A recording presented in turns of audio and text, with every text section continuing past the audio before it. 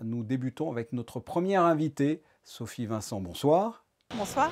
Nous sommes ensemble parce que vous venez de présenter le bulletin de l'économie du deuxième trimestre 2020. Que trouve-t-on dans ce bulletin? Quelles sont les thématiques? Dans ce bulletin, on analyse différentes thématiques et différents indicateurs économiques.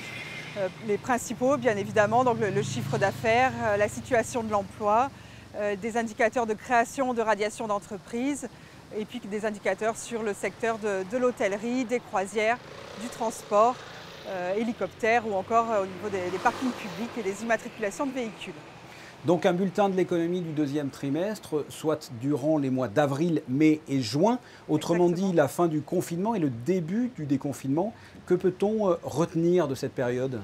Alors c'est effectivement un bulletin complètement atypique puisqu'il n'y a aucun mois qui a été équivalent en termes d'activité économique. On a le mois d'avril avec un confinement total, mais une réouverture partielle de l'activité et juin une réouverture un petit peu élargie.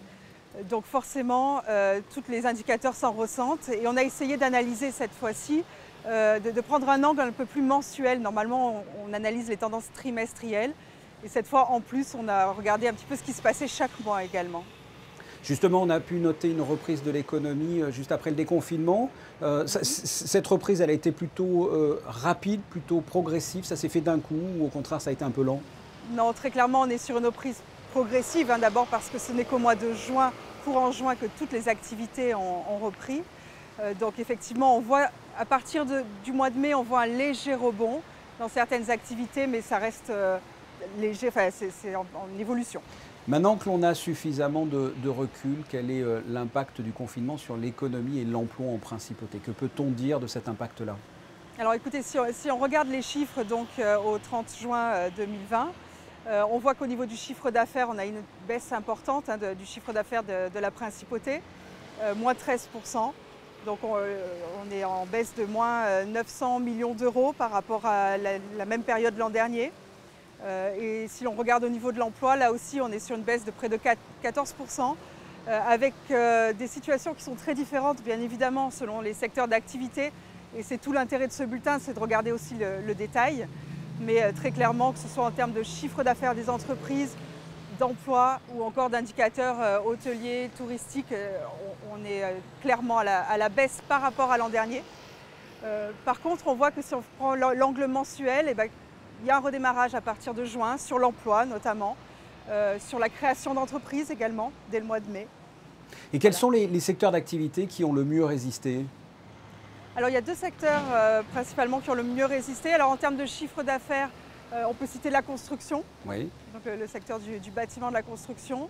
En termes d'emploi, les activités scientifiques, toutes les activités qui sont des activités de soutien aux entreprises redémarrent dès le mois de juin.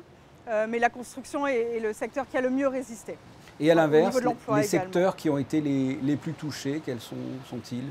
Alors sans surprise, l'hôtellerie-restauration qui perd près de 60% de son chiffre d'affaires sur le semestre et qui au niveau de l'emploi aussi est dans les derniers secteurs en termes d'emploi.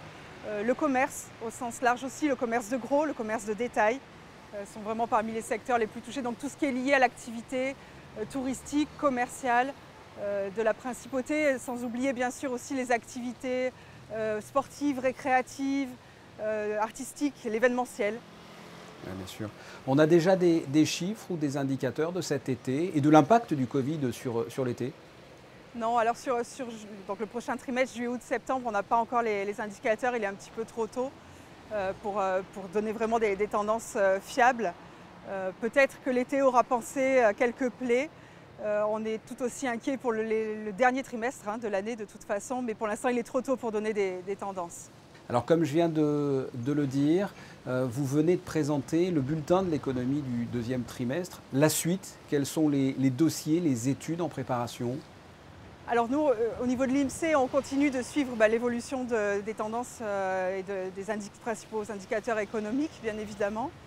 On a un autre sujet très important cette semaine, qui est l'organisation d'une conférence de restitution sur une enquête qu'on a faite en avril 2019 qui portait sur les modes de consommation des lycéens, donc tout ce qui concerne le tabac, l'alcool, le cannabis et les usages sans substance, Internet, les réseaux sociaux et les paris d'argent principalement. Donc c'est une conférence qui aura lieu mercredi après-midi au Novotel, qui est libre, enfin entrée libre.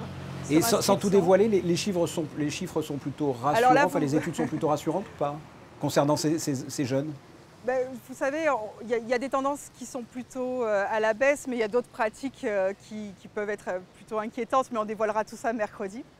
On y reviendra, Voilà. on y reviendra.